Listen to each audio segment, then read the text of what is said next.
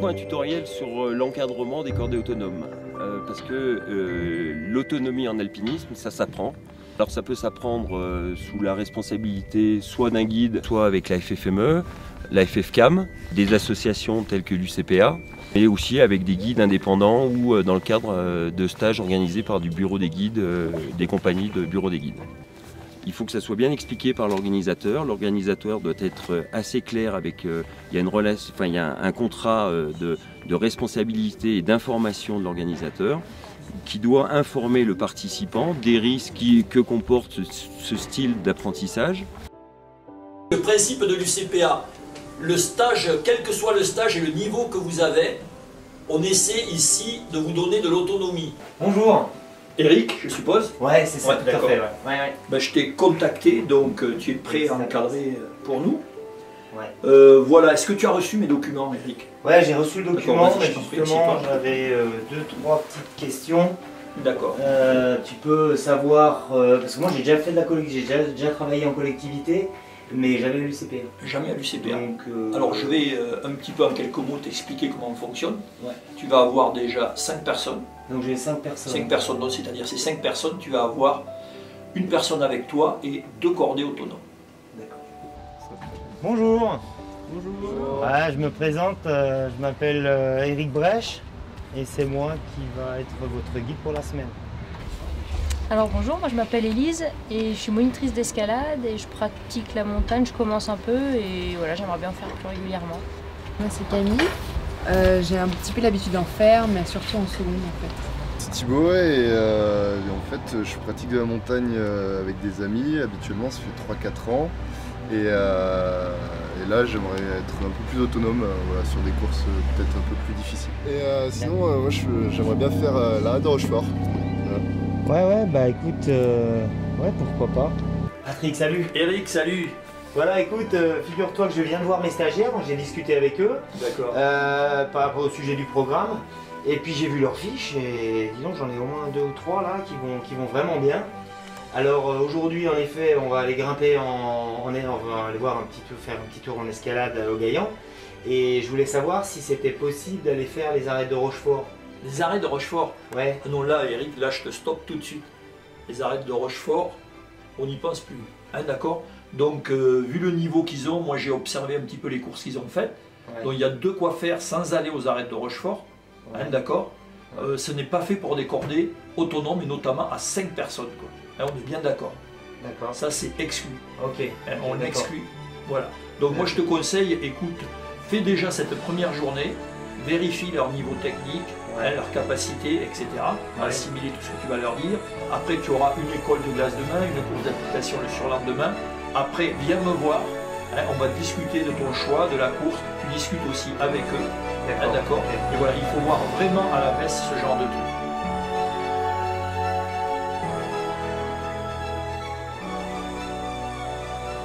Donc quels que soient les stages proposés, le guide se doit impérativement d'évaluer le niveau réel des stagiaires. Donc c'est ce qu'on appelle une évaluation initiale qui a un double objectif, c'est d'une part d'évaluer le niveau technique des stagiaires, mais aussi de se mettre d'accord sur un protocole de sécurité qui soit commun, qui soit connu et reconnu par l'ensemble du groupe. Et cette évaluation initiale peut se faire sous différentes formes, soit sous forme de petites écoles, des écoles de rochers, de neige ou de glace. Et puis ça peut évoluer aussi sur des petites courses d'application. On va choisir des courses courtes pour que justement le stagiaire puisse répéter des manœuvres nouvelles peut-être pour lui. Et donc les mots-clés pour ce type d'évaluation initiale, c'est la progressivité dans le niveau de difficulté et puis aussi la progressivité dans la responsabilisation du stagiaire, dans la responsabilisation qu'on va lui demander au fur et à mesure du stage. On va revoir un petit peu déjà voir où vous en êtes au niveau de votre niveau technique. On va revoir toutes les techniques de sécurité, que ce soit l'encordement, que ce soit l'assurage, les rappels et la communication dans le groupe.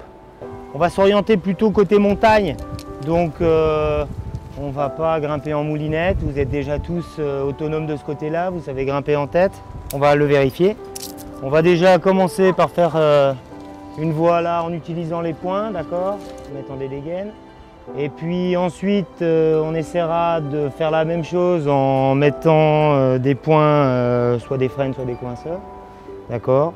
On verra aussi les relais et bien sûr aussi la descente en rappel. Voilà, tiens, mets tes 2 mains en dessous. Voilà, très bien. Vaché. Utilise un peu de voix, hein. Vas-y, tu peux y aller. Hein. Calme, je suis vaché.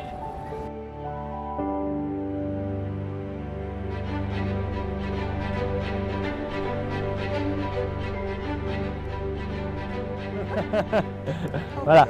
Ben moi, cette école de neige, enfin cette petite promenade sur la neige, là, va me permettre surtout de voir un petit peu votre niveau et de voir où vous en êtes en maîtrise de la marche en neige, d'accord. On fera ça bien sûr en chaussures. Ensuite, on mettra les crampons, on verra avec le piolet, on verra tout ça. Et ça pourra nous permettre aussi, c'est un élément qui permettra un peu de choisir la course fin du stage. Ok. Ok.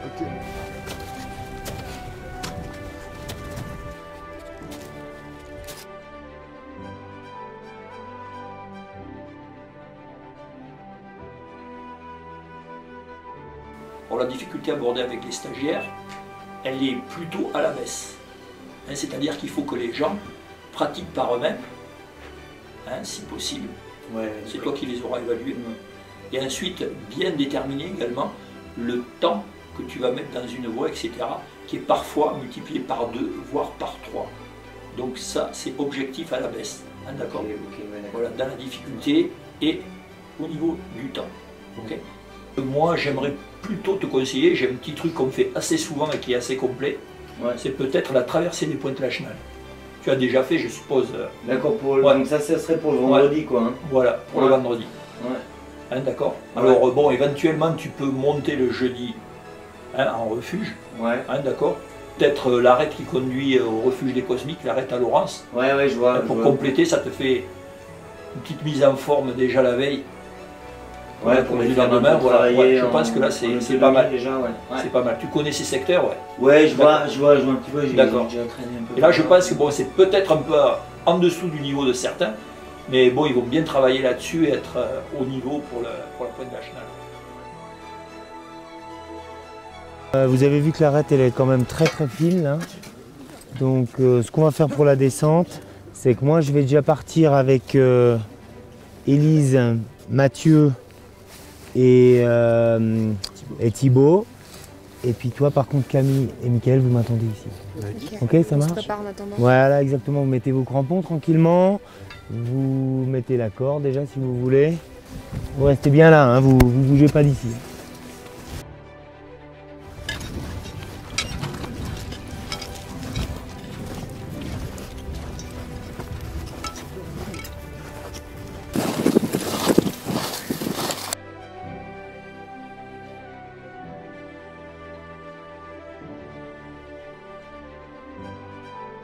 Thibaut, tu vas t'arrêter là, parce que là on arrive donc sur le glacier, on vient de finir l'arête et on va changer l'encordement.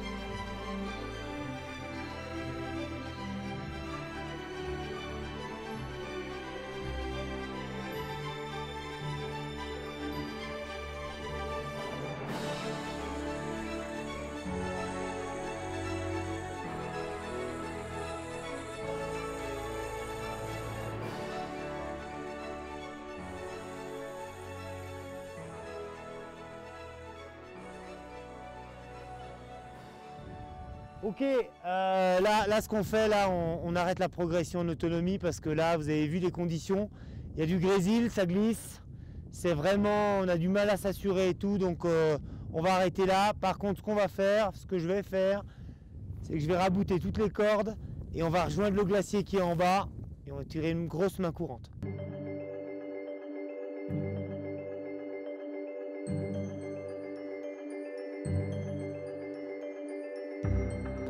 L'apprentissage de l'acquisition d'autonomie en alpinisme ne concerne pas uniquement le volet technique. Il faut aussi que le guide aborde les notions de préparation de course, d'orientation, de cartographie, de secourisme. Il veillera à faire ça pendant le stage afin que les stagiaires puissent avoir la panoplie des outils pour pouvoir évoluer en sécurité en alpinisme.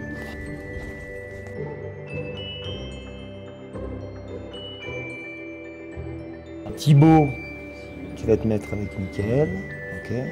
Tous les deux, ça ne change pas. Ensuite, on va mettre Mathieu, tu vas te mettre avec Camille, ok. Et Élise, tu vas rester avec moi, ok. On fait comme ça. Et toi, Élise, tu passeras devant, comme ça. On verra en fonction des conditions, mais normalement, c'est ça l'objectif, tu passeras vraiment devant. Tout le matos, là, ça va? Vous avez les dégaines, vous avez les coinceurs, coinceurs et freins, tu les as pris? Ouais. Ça, c'est toi qui les as. Hein. Ok. Ouais. Eric, moi je me sens pas très bien. J'ai mal à la tête. J'ai pas bien dormi et je me sens pas très en forme. T'es vraiment très mal, t'as envie de rester là ou... Non, je pense tu que peux je venir y avec aller, nous. mais j'ai mal à la tête, je me sens un peu patraque. D'accord. Ok, ce que tu vas faire, c'est que tu vas venir avec moi. Comme ça, du coup, tu seras un petit peu plus tranquille. Et puis, Mathieu et Élise, vous êtes encore des autonomes. Tout ce beau temps, après cette bonne nuit en cabane, tip top. C'est beaucoup plus compliqué pour un guide de gérer le relationnel avec 4-5 personnes que d'avoir un seul client. Il doit garder la main sur la dynamique de groupe et surtout il ne doit pas se laisser embarquer par les aspirations d'un ou deux membres du groupe. C'est lui qui va garder vraiment la direction du stage en main parce que ça a une extrême importance sur le choix de la course. Il doit inclure une grosse marge horaire parce qu'avec des cordées autonomes, si on veut que ça soit pédagogiquement, il faut que les gens puissent être autonomes au maximum, qu'il y ait un minimum d'intervention du guide. Et puis aussi, au niveau technique, on choisit la course en fonction du niveau technique du plus faible du groupe. Et en fait, juste derrière toi, on voit les arêtes de Rochefort. Ah oui. Ouais, on voulait faire ça à la base. Et en fait, ce qui se passe, c'est qu'on n'a pas le niveau. Voilà. Mais bon, on s'est bien rendu compte quand même, en cordée autonome comme ça, c'est quand même pas si évident. On prend beaucoup plus de temps. Hein, les manips et tout, on est quand même 6 en tout. Ouais. Donc forcément, voilà quoi, ça rallonge un peu la sauce. C'est une belle course, c'est déjà un niveau plus intéressant, c'est sûr, mais bon, on voit bien qu'à 6, on met beaucoup plus de temps, donc c'est sûr qu'on va pas aller faire les arêtes de Rochefort. Par contre, la traversée Pointe-Lachenal, ça va être un bon challenge. D'accord? Vous allez vraiment vous mettre en situation et moi je serai plus là pour vous regarder, pour gérer si jamais il y a un souci, mais là vous allez vraiment faire ça tout seul. Pour qu'on puisse maniper nous. Exactement, c'est l'objectif, c'est le but de l'opération. Ok, ce qu'on va faire ici, on va rester, donc vous avez vu, il y a une belle rimée là. On va déjà passer dans un premier temps en corde tendue, donc on garde la même distance de corde au niveau du passage de la rimée. Ensuite on installera un amarrage, soit sur le piolet, soit avec une broche, on verra, d'accord, en fonction de la qualité de la neige ou de la glace. Et puis vous gardez bien des distances entre vous pour pas qu'on se retrouve tous groupés là-haut. Et puis ensuite on verra comment on va évoluer, d'accord?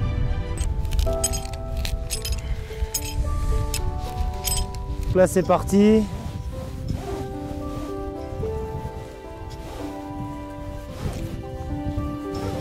Sur la place du guide dans les cordées. Le guide ne sera pas toujours en tête. Il pourra peut-être de temps en temps s'intercaler entre les deux cordées afin d'avoir une vue sur l'intégralité de ces cordées et pour pouvoir intervenir rapidement en cas de problème. Allez, vous restez bien corps tendu, d'accord? On fait vraiment attention, on se surveille, d'accord? Et puis bien les pieds dans les traces, bien les crampons à plat, tout ce qu'on a vu en cramponnage, ok?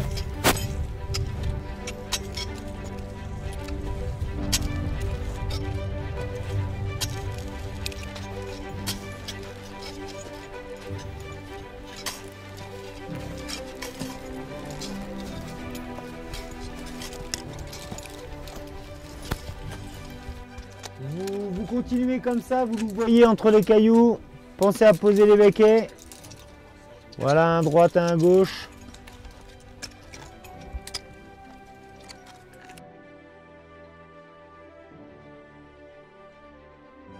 Ensuite, l'autre point très important que le guide doit auquel il doit veiller, c'est l'aspect communication. Donc la communication, ça passe d'une part par des briefings clairs, réguliers, compris par tous les stagiaires.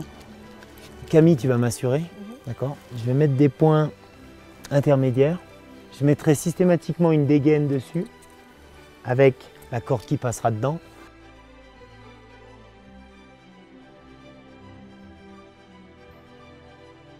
Mais aussi de la communication sur le terrain. D'où l'intérêt de l'utilisation de petites radios talkie-walkie. Il faut que tu me préviennes quand le relais sera prêt. Donc toute la corde, et dès que moi je suis prêt, je te donnerai le top départ. Le relais est prêt et la première cordée peut partir.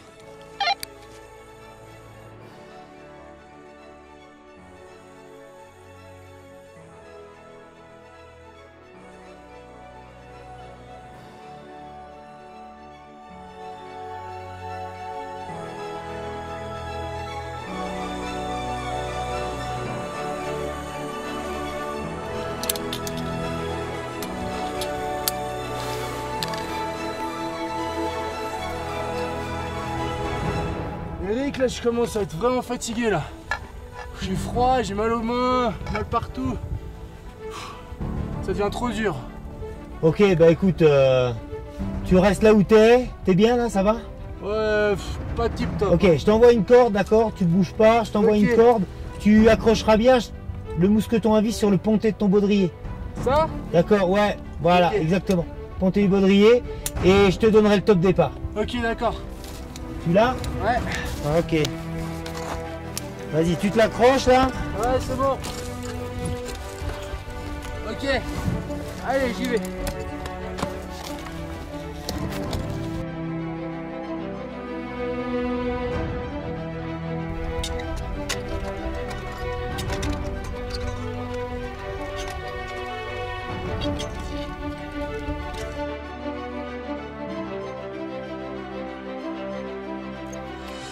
Bon, comme vous me semblez un petit peu fatigué là, comme c'est la fin de journée, ce qu'on va faire ici, la pente est quand même assez raide.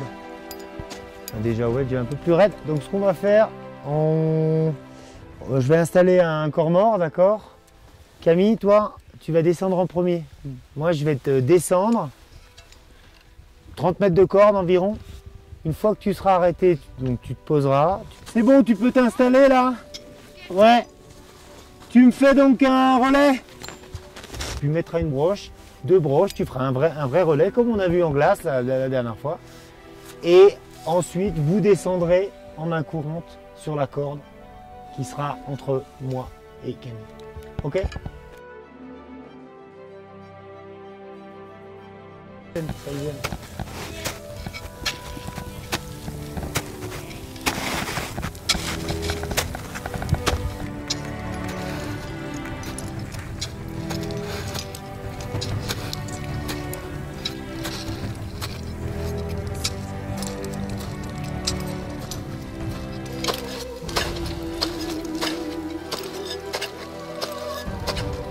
Eh oh!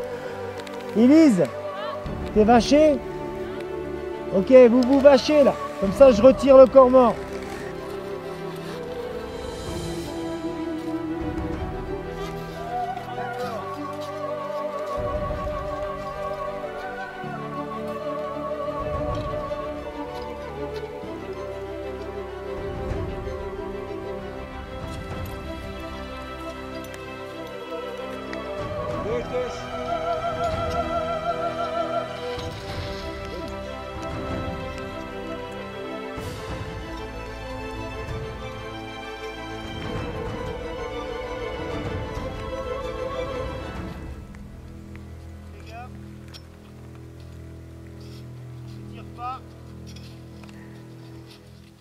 Ça s'est bien passé, hein. C'est bien passé, tu ne regrettes pas d'avoir pris ce projet là? Non, et puis en plus j'ai fait la réunion avec les stagiaires. Ouais, ah d'accord. Tu vois, ils sont tous contents. D'accord. Puis je te remercie encore de m'avoir un petit peu freiné sur l'histoire de la raid de Rochefort. Parce ça, je te le fais pas dire. Parce que je pense que j'aurais passé un petit moment, quoi. Ouais, moi je Donc, passe. ouais, en fait, nous c'était très bien parce qu'ils étaient du coup. C'est largement suffisant pour leur niveau. Écoute, ils étaient en autonomie jusqu'à un certain point où des fois j'ai dû quand même maniper. Et voilà, ils étaient super contents. J'ai fait la réunion avec eux, ils étaient contents d'être en autonomie et de pouvoir vraiment progresser. Tu vois, c'est quand même une course de niveau pas très élevé. Mais pour être autonome déjà, c'est difficile. Ouais, il y a des manips. Il y a des manips à faire. Ouais.